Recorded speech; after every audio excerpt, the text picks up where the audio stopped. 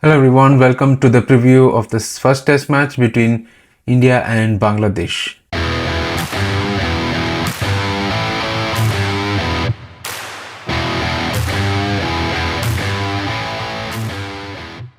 A massive win for India with over a day to spare and 280 runs is the margin. India had contributions from almost everyone. Jasprit's 50 in the first innings, partnership with Rishabh Pant, crucial 30-odd runs in the first session, and in the bowling department, Jasprit Bumrah with the 4-4, and the medium pacers Siraj and Akashdeep contributed as well. All in all, it was an all-round performance, but the key performance or match-winning performance came from our very own Ravi Ashwin. And the partnership which he had with Ravi Jadeja in the first innings was the turning point. And then Ashwin closed out the match with the 6-4 in the second innings. So all in all, team performance from India, and that's what you come to expect from a team like India. I feel he's one of the greatest off spinners or the best off spinners and one of the greatest spin bowling all-rounder we have seen.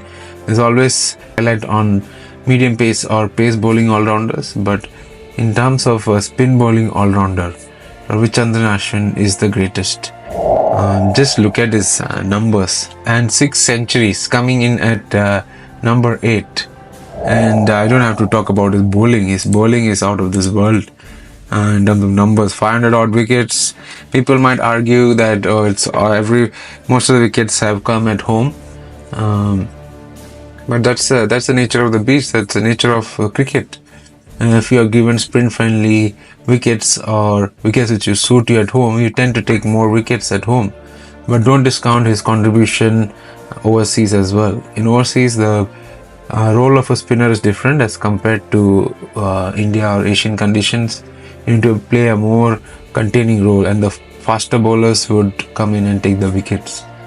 Ash has done that job spot on when India travels overseas, so I feel the talk about him not being a great bowler overseas is not right. The sheer volume of matches he has won single-handedly, both bat and ball, is truly amazing. The number of situations or number of times he has bailed Team India after being in tricky situations is he needs to be one of the greatest cricketers India has produced. So no change for him this test match. He went about business as usual. Scored their century, valuable century in the first innings, and picked up 6 wickets in the second innings. A true Indian great. And we would definitely miss him after he resigns or after he hangs his boots. Regarding Ravi Jadeja, both of them combined has made India one of the most difficult teams to beat at home. The reason behind India's success at home has primarily been due to Ravi Ashwin and Ravindra Jadeja. And now we're seeing Akshar Patel also coming into the mix. So yeah, once they go, it's going to be a great void for the Indian team. But till they last, we need to enjoy their presence and what they bring to the Indian team. Jadeja scored a century in the first innings, and in the second innings, he got some. In the first innings, he got some crucial wickets as well. So all in all, result which we all expected from the Indian team. There was a square in the first innings, but the experience of Jadeja and Ashwin got India through. Whether can in this Indian team be as great as the Windies team of the 70s and the Aussie team of the early 2000s? I feel they're still they are very close. I think in one of the interviews, Harsha Bhogle mentioned the white ball form of India has been amazing, and obviously Test was always good in terms of numbers and the series victories. But the white ball form in the last 2 years, especially from 2022, has been amazing. So India is very close to being that superpower in terms of dominating world cricket.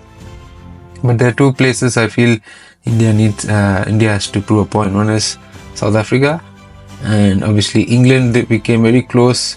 I feel if that series had happened back then, India would have won the series. But yeah, the one-off series happened later, and the series was drawn. So if India can beat South Africa in South Africa and England in England, then India would be counted as the champion team. I think Jaiswal looked good in the first innings. His first innings knock was very classy, especially in seaming conditions. He scored that 50 odd runs. That was very crucial from a team point of view. And Rishabh Pant, first innings partnership and also second innings, he scored a century and showed how important he is to that Indian middle order when it comes to Test cricket. Rohit Sharma, I guess it's one-off. I mean, these things happen. I get out to a good ball.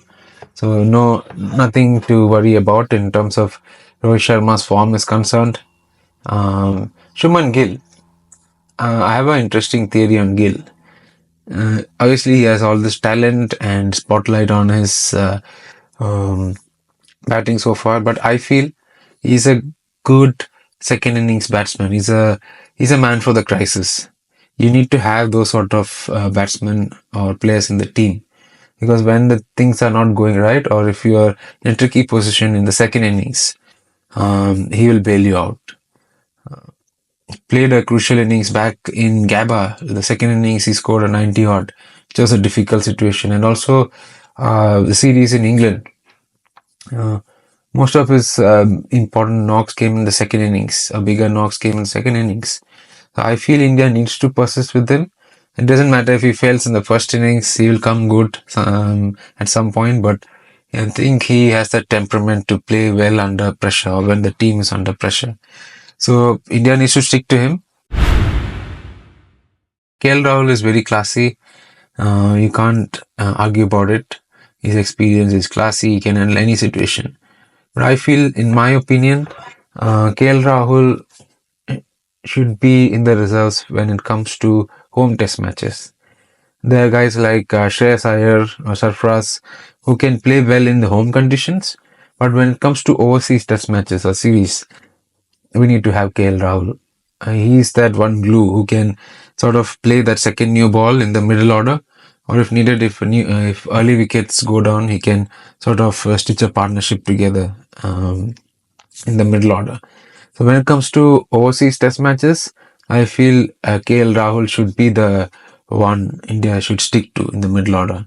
But home conditions, I feel someone like Shreyas Iyer is well equipped, or better suited, I would say, in terms of playing spin and that counter-attacking innings.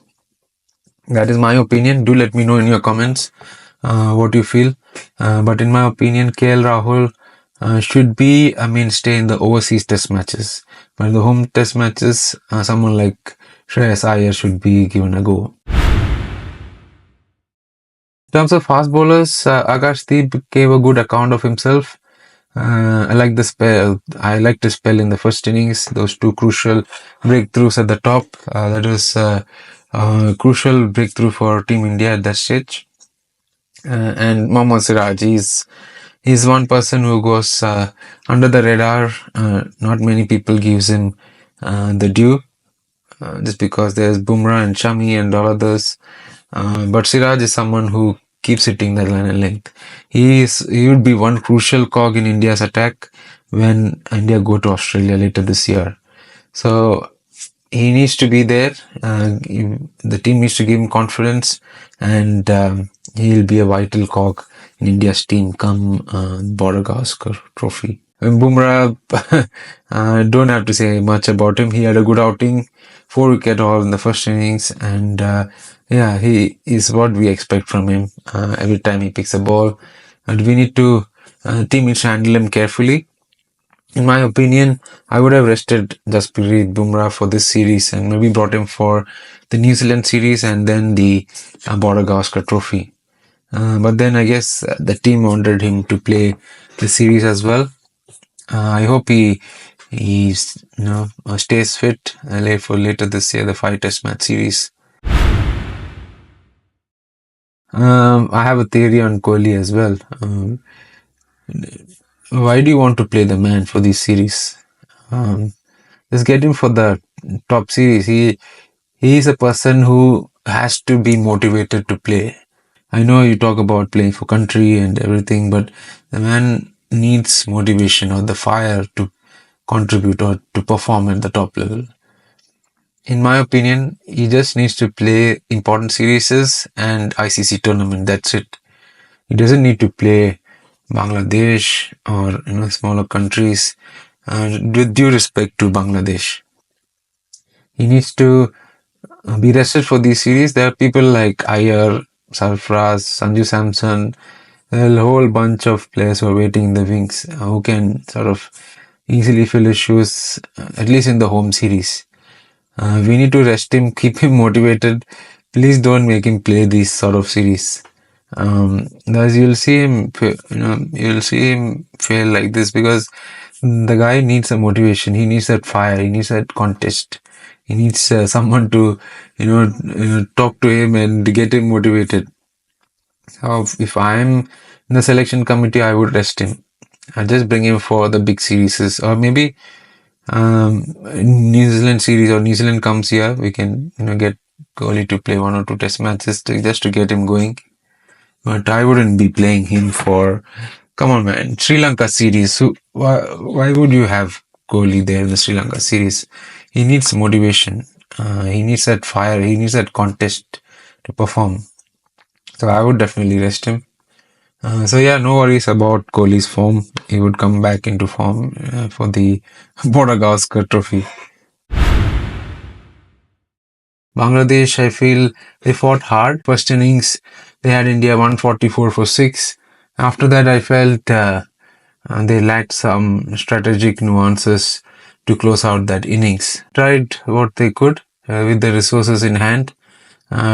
India is, as Bangladesh would have found out, is a different kettle of fish as compared to Pakistan. To beat India in India, you need to be on top of your game as well as your strategy. If you can't get these two right, nobody can beat India, especially in India. So yeah, in terms of contributions, I felt Shanto, the captain, was pretty solid, especially second innings. He showed some class in him. He played some really good shots, and I feel he's the one who can take Bangladesh forward if he can keep his form going in the next few years. So looking forward to the second test match on the 27th, which is this Friday in Kanpur. It's going to be, I think, low and slow pitch. It's going to be a black soil pitch, so it would be interesting to see the team combination. I would definitely rest Jasprit Bumrah, and if possible rest Virat Kohli as well. It's too many test matches coming your way, so I would rest these two key players, and I think both the teams would go with an extra spinner, especially with the black soil involved. So yeah, pretty much expected result for this first test match. I hope the second test match would be more interesting. Looking forward to see the likes of Jaiswal and Rishabh Pant. Do let me know in your comments what India's team combination should be for second test match. Whether India should rest Jasprit Bumrah and Virat Kohli, or do they go on the same side? And also after the second test match, we have a 3 T20Is. So lots to look forward to in the coming weeks. I hope you enjoyed the first test match.